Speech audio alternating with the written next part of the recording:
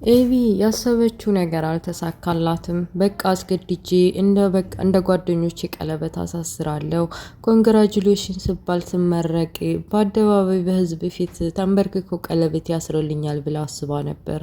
ሰው እንዴት የወላጆቹ ሚስጥር ለማውጣት በቀለበት ያስገድዳል?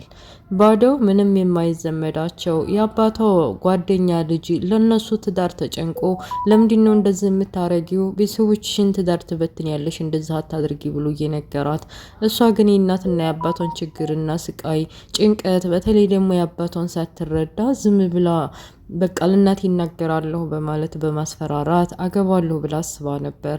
ግን ምን አጋለው ናታ ከዲያጣ ጋር ሲማከር ለአባዬ ብትነግረው እኮ መፍትሄ አይጠፋውም እንዳለችውም እንደማንም ብሎ ሁሉን ነገር አቅሙን ሰብስቦ ለአቶ ደረጀ ነገራቸው። አቶ ደረጀ ልጃቸውን ሁኔታ ሲሰሙ ጉድ አሉ። ሴት ልጅ የመጀመሪያ ልጅ እንደዚህ እንዲቆፍራ ልቀብራይ ትዘጋጃለች፣ የገዛ ደሜ የገዛ ስጋዬ እያሉ እየተናደዱ እቤት ውስጥ ቀድመ ከህርከኝ ቤቱን ማን ነው ክላሱ ዘግተህባት ጠብቀኝ፣ ማንም ቢሆን ከክላሱ እንዳይወጣ ብለው እየተናደዱ ናታ ከነገረው በኋላ ከሬስቶራንት እየተናደዱ ወጡ። ወይዘሮ ማርታ ተደውሎ ተነግሯቸው ነው መሰል እየገሰገሱ ከስራ መጡ። ልጃቸውም ሁላችሁም እየክላሳችሁ ግቡ አሉ። ቤት ውስጥ የተፈጠረውን ግርግርና ጸጥታ ግራ ስለገባት ዳጣ ሁኔታውን እንዳስረዳት ብትጠይቀውም ናታ ደግሞ ምን ይነገራል ይሄ? ቆይ ሰላም የጻፈችው ደብዳቤ እኮ ስለሷ ነው።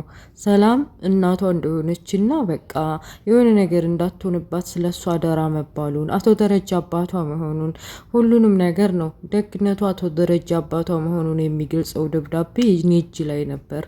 ሰላም እናትሽ መሆኗን ብቻ ነው ኤቢ ያነበበችው ብሎ እንዴት ያስረዳት?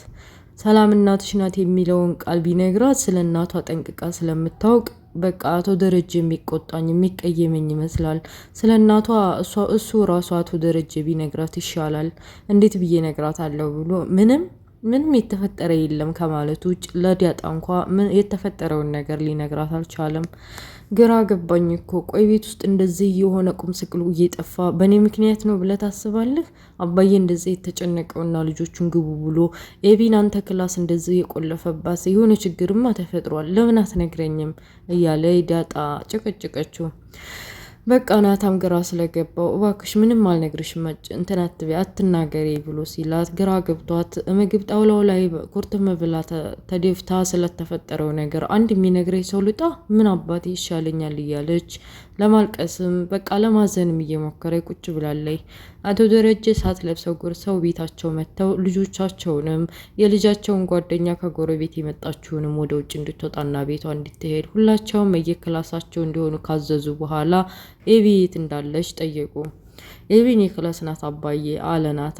እየገሰገሱ ከናታ ክላስ ሄደው በሩን ቁልፉን አንጣ ብለው ከናታ ተቀብለው ለዋላይ ዘግተው ምን ባረግሽ ነው እያሉ ልጃቸው ምን ማድረግ እንዳለባቸው ግራ ገብቷቸዋል። ብትመከር ብትዘከር ከዚህ በፊት ብዙ የይቅርታ ቃል ተነግሯትና ጊዜ ተሰጥቷት ከችግርና ከስህተት ስላልጸዳች አሁን ላይ ያደረገችው ነገር እና ያነበበችው ወረቀት ህይወታቸውን ሊበታትነው ስለሚችል ለምን እንደዛ እንዳደረገ ይደጋግመው ጠየቋት። ልጅቱ የምትሰማ ፍጥረት አይደለችም። በቃ አንቺ በከባዱና በኃይለኛው ዛሬ መቀጣት አለብሽ። አንቺ ሁሌም ይቅርታ አድርግልኝ አባዬ ብለሽ ደግሞ ይቅርታ ካደረኩልሽ በኋላ ተቆይተሽ የባሰ ችግርና የባሰ መከራ ነው የምታመጭብኝ። ቆይኔ አባትሽ አይደለሁ እንዴ? ቆይ ሴት ልጅ አባቷን ይወዳል ይባላል። ተወዳለች ችግሯን በቃ አብራ ትጋፈጣለች፣ ታዝንለታለች እየተባለ እንዴት የመጀመሪያ ልጅ አንቺ ለእኔ አዛ ትሆንብኛለሽ ብለው እያለቀሱ ፊታቸው ንዲድ ቅጥል ብሎ አባዬ እንደዚህ እኮ ነው አይቼው አላውቅም ምን ሆኖ ነው እያለች እሷ ለራሷ ኤቢ ግራ ገብቷት በቃ ተረጋጋ አባዬ እያለች ልታረጋጋቸው ሞከረች።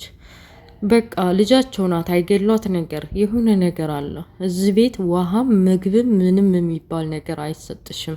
አንቺ እውነት ውስጥ የሚገባሽ አንቺ ደግሞ ለቤተሰቦችሽ ምን ያክል ጠንካራ ኃላፊነት መውሰድ እንዳለብሽ ቤተሰቦችሽ ሚስጥር ደብቀሽ እስከምን ጥግ ድረስ መያዝ እንዳለብሽ እስከምትረጅ ድረስ ከዚህ ከክላስ መውጣት እንዳታስቢ ብለው ከመከሯትም ከጭቅጭቋትም በኋላ በሩን ዘግተው ላይ ወጡ ወደ ውጭ።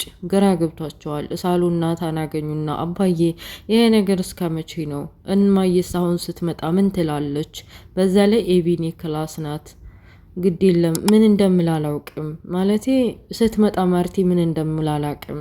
ብቻ ይችልሽ ከወጣች ችግር ስለሚፈጠር ምንም ቢፈጠር ከክላስ እንዳትወጣ፣ አንተም ቢሆን እንዳከፍትላት፣ እሷ ክላስ ሂደህ ገብተተኛ አሉት። ተቃጥለዋል። በጣም ተናደዋል። ምንን ከምን አድርገው የሆነ ቦምብ እንደሚፈነዳ የሆነ ከክላስ ወጥታ ለእናቷ በቃ ዳጣ እኮ የሰላም ልጅ ናት ብላ ብትነግራቸው ምን ሊፈጠር እንደሚችል እያሰቡ ወደ ወዲህ እያሉ ወደ ክላሳቸው ሄዱ። ወይዘሮ ማርታ ከስራቸው እየተጣደፉ ሲመጡ ኩርትም ብላ ተቀምጣለች። እንትና ዳጣ ምን ሆነሽ ነው ልጅ? ምንድነው ጣውላ ላይ ኩርትም ያደረገሽ? ሰው የለም እንዴ? ጭር ብሏል። እሳ ደግሞ ልጆች የሉም እንዴ? ማንም የለም? ንገርኝ እንጂ እንዴ! የሆነ ነገርማ ተፈጥሯል በቤተሰቤ ላይ ንገርኝ እንጂ ቢሏትም ዳጣ አረማዬ አረፈ በግቢና ገና ከስራ እየመጣሽ አይደል? ምንም የተፈጠረ ነገር የለም አታስቢ ብትላትም የእናት አንጀት መቼም ውስጣቸው ይነግራቸዋል አይደል የሚባለው። ልጆችማ የሆነ ነገር ሆነዋል ብለው እየሮጡ ወደ ክላሳቸው ወደ አቶ ደረጀ ሄዱ። አቶ ደረጀ ፊታቸው ይናገራል። በጣም እንደ ጠራራ ፀሐይና እንደ እሳት ተቃጥለዋል። ምን ሆነህ ነው? ምንድነው የተፈጠረው? ምንድነው? ቤተሰቦቹ ልጆቹ እያሉ ስለተፈጠረው ነገር እንዲነግሯቸው ቢጠይቋቸውም አቶ ደረጀ ምንም ሊናገሩ አልቻሉም። እንደው አትጠይቂኝ፣ ዝም በይኝ፣ ምንም የሚነገር ነገር የለም። ግን ከባድ ችግር ውስጥ ነኝ። ላንቺ የሚነገር ነገር አይደለም። በጣም የሚፈነዳ ህልም የሚመስል በቃ ህልም ሆኖ ከእንቅልፌ ተነስቼ ምን አለ ህልም በሆነልኝ ብዬ የምመኘው አይነት ችግር ተፈጥሯል። ብዙ ችግሮች ደርሰዋል።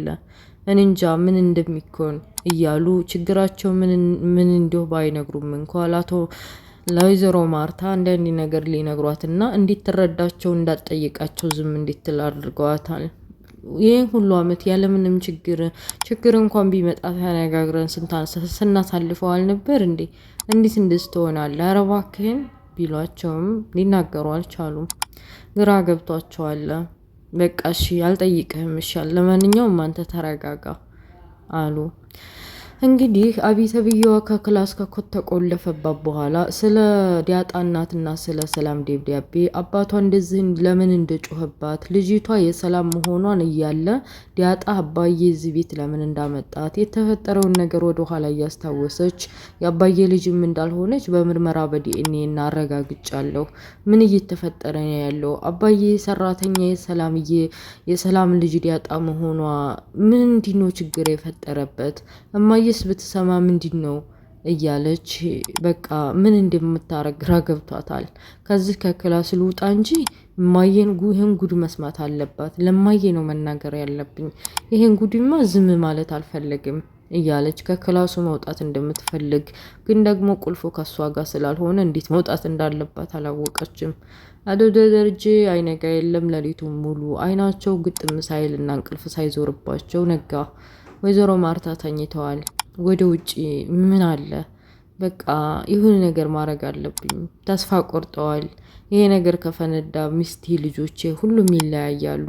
በቅርብ ጎረቤት የልጃቸው የውሃ ጓደኛ ባልና ሚስት እናትና አባቷ ተጣልተው ለመለያየት ሲያስቡ ልጃቸው እኛ ቤት እየመጣች እንዴት እንደምትሰቃየው አይቻለሁ። ማርታ ይሄንን ነገር ብትሰማ ከመለያየትና ችግር ከመፍጠር የሆነ ነገር ከማረጓ በፊትና ቤተሰቦቼ ከመበተናቸው በፊት የሆነ ነገር ማድረግ አለብኝ።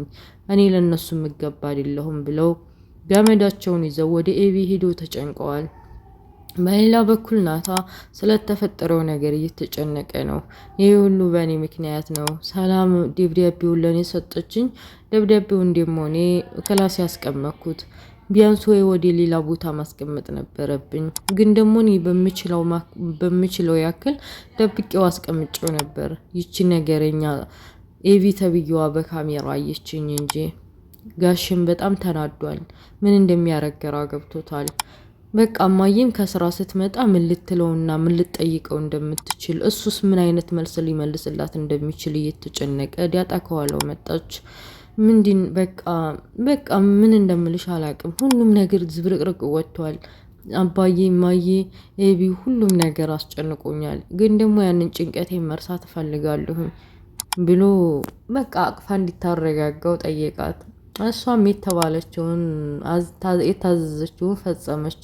አረጋጋችውና በቃ እና አቶ ደረጀ ግራ ገብቷቸው ገመዳቸውን ይዘው እራሳቸውን ለማጥፋት በሚመስል መልኩ ከልጃቸው ከኤቢ ክላስ ካለችበት ሄደው በሩን ከፍተው ከገቡ በኋላ መልሰው ዘጉት።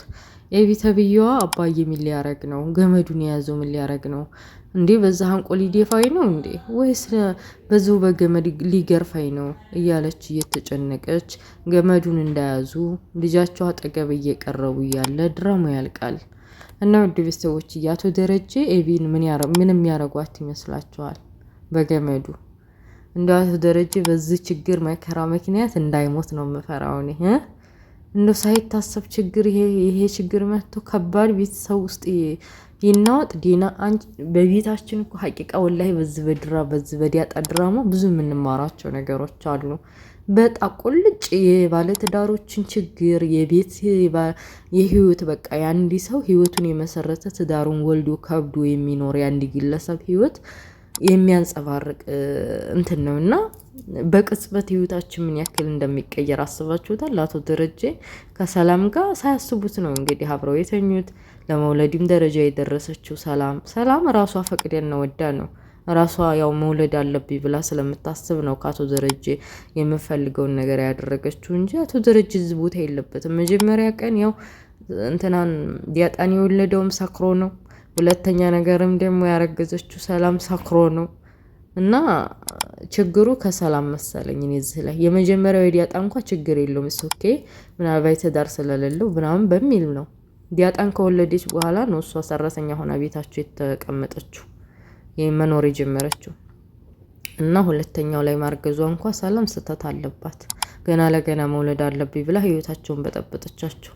እና አቶ ደረጀ እኔ እንዳይሞት ነው የምፈራው ሀቂቃ በዚህ ጭንቀቱ።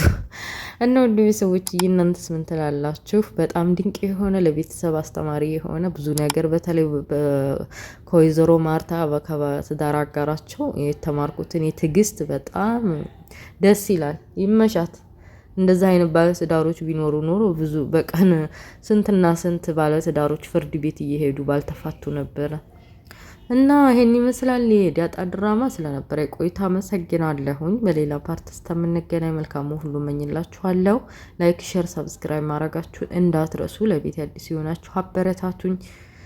ሀሳባችሁም ኮመንት ጻፉልኝ፣ አነባለሁኝ። በሌላ ፓርት እስከምንገናኝ አሰላሙ አለይኩም ወራህመቱላህ። ባይ ባይ፣ ቻው።